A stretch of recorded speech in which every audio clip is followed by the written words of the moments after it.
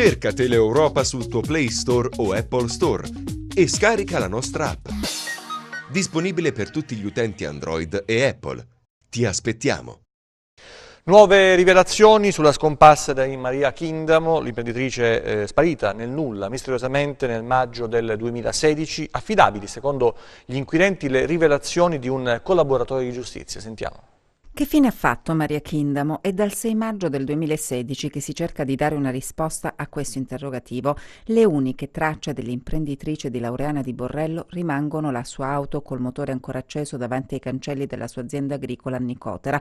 All'interno dell'auto alcune macchie di sangue, nient'altro. Da quel giorno la 44enne è svanita nel nulla.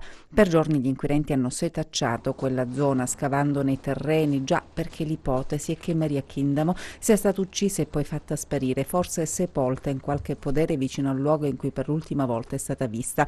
Un mistero che va avanti da 1 anno e mezzo. Adesso dell'imprenditrice scomparsa parla un collaboratore di giustizia. Si tratta di Giuseppe Di Masi, coinvolto nell'inchiesta Lex della DDA Regina, che ha inferto un duro colpo alle cosche di Laureana di Borrello. Di Masi avrebbe riferito agli inquirenti di aver appreso da Marco Ferrentino, capo dell'omonima cosca di Laureana, che probabilmente all'imprenditrice gli hanno fatta pagare, alludendo al fatto che la donna aveva avuto una relazione extraconiugale e il marito, non accettando la separazione, si era suicidato esattamente 1 anno prima della scomparsa di Maria Chindamo. Certo non è molto, ma potrebbe essere una traccia da seguire. Gli inquirenti hanno da subito escluso il coinvolgimento dell''ndrangheta nel rapimento di Maria Chindamo, ma è vero che in quelle zone le cosche sono a conoscenza di tutto ciò che accade.